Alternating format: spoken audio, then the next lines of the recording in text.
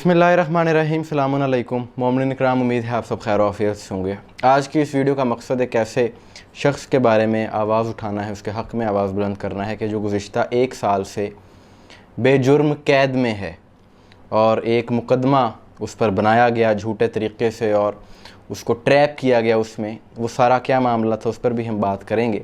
गुज़िश्ता दिनों कुछ दोस्तों ने भी मुझे ये पोस्ट सेंड की और सोशल मीडिया पर भी बहुत चल रही थी कि इनका नाम है मुफ्ती सैयद इब्रार बुखारी साहब। आज़ाद कश्मीर से इनका ताल्लुक़ है, अहले सुन्नत मसलक से ये हैं और इनका जुर्म ये है कि ये मुहिब्बे अहले बैत हैं, अहले बैत के हक़ में आवाज़ उठाते हैं और जनाब मखदूमा कायनात बीबी फ़ातिमा ज़हरा सलामुल्लाह अलैहा को हक़ पर समझते हैं, सदीक़ा मानते हैं। बुनियादी तौर पर ये इनकी दुश्मनी की असल वजह है और इसी दुश्मनी में, इसी तासुब में कुछ तकफ़ीरियों ने, कुछ नवासिब ने इन पर एक झूठा मुकदमा बनवाया और इन्हें ट्रैप करवाया। असल बात यह है कि आज से तकरीबन 3 साल पहले आपको याद होगा कि लाहौर से ताल्लुक़ रखने वाले एक नासबी, एक बदबख्त, एक लईन, उसने जनाब सैयदा फ़ातिमा ज़हरा सलामुल्लाह अलैहा की शान में तौहीन का मुर्तकिब हुआ बदबख्त, और उसने वो अल्फाज कहे कि माज़ल्ला सुमा माज़ल्ला नकल कुफ्र कुफ्र नबाशत के जनाब सैयदा ख़ता पर थीं, नाउज़ुबिल्लाह। इस बदबख्त ने ये कहा। तो इस बदबख्त के ख़िलाफ़ तमाम मुसलमानों ने शिया सुन्नी तफरीक के बग़ैर, जिसके दिल में भी अहले बैत से मोहब्बत थी, सब ने आवाज़ उठाई और सब ने यही बयान दिया कि इसने ये जो बकवास की है ये इसने कुफ्र बका है, हमारा इससे कोई ताल्लुक़ नहीं है।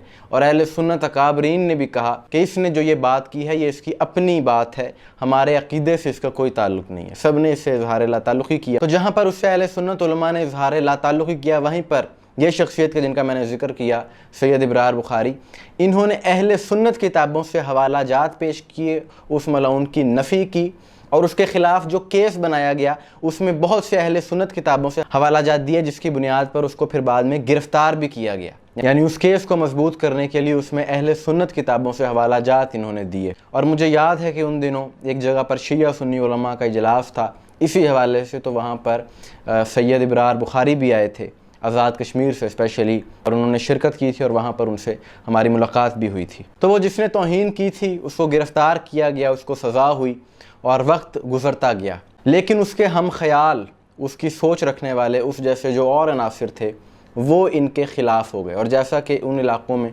बहुत ज़्यादा तासुब पाया जाता है, हमने पहले भी वीडियोज़ की हैं और ख़ास तौर पर ये बात तो माशरे में आम है कि जो भी अहले बैत से मोहब्बत का इजहार करता है दुनिया उसके ख़िलाफ़ हो जाती है। तो वो लोग ताक में थे कि किसी तरीके से इब्रार बुखारी को ट्रैप किया जाए, फंसाया जाए। और वही हुआ कि तकरीबन 1 साल पहले इब्रार बुखारी अपने भतीजे के हमरा एक महफ़िल के प्रोग्राम में जा रहे थे, पढ़ने के लिए, ख़िताब करने के लिए।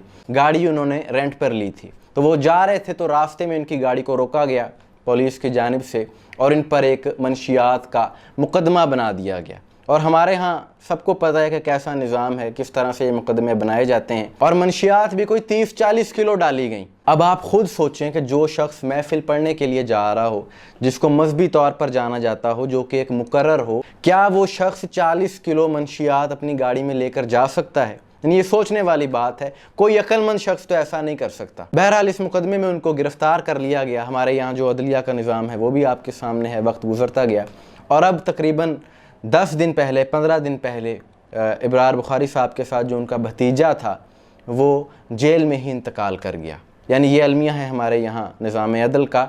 और ज़ाहिर है अगर किसी शरीफ आदमी पर ऐसा मुकदमा बना दिया जाए तो वो तो जीते जी मर जाएगा, यानी वो बर्दाश्त नहीं कर सकेगा माशरे में उसको जो कुछ फेस करना पड़ता है। अब सैयद इब्रार बुखारी साहब कैद में है, इस हवाले से कुछ मोमिनीन, कुछ उलमा आवाज़ उठा रहे हैं। एक वकील साहब लाहौर से, वो इस मुकदमे की पैरवी भी कर रहे हैं।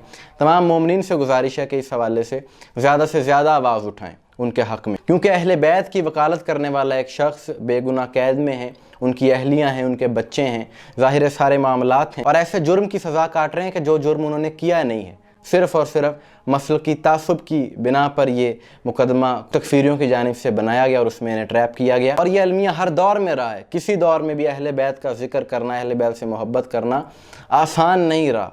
जो भी اہل بیت سے محبت کرتا ہے، اہل بیت سے عشق کرتا ہے، اہل بیت کی وکالت کرتا ہے، زمانہ اس کا مخالف ہو جاتا ہے اور اسے اس قسم کی تکلیفوں کا سامنا کرنا پڑتا ہے۔ لہٰذا تمام مومنین اس ویڈیو کو بھی شیئر کریں، اپنے طور پر بھی زیادہ سے زیادہ آواز اٹھائیں تاکہ ان کی رہائی کو یقینی بنایا جا سکے۔ مجھے بہت سے دوستوں کے میسیجز آئے کہ اس ایشو پر آپ ضرور بات کریں، اس مسئلے کو ہائی لائٹ کریں، اس لیے میں یہ ویڈیو بنا رہا ہوں۔ لہٰذا آپ بھی ساتھ دیں، آپ بھی اس بارے میں آواز اٹھائیے۔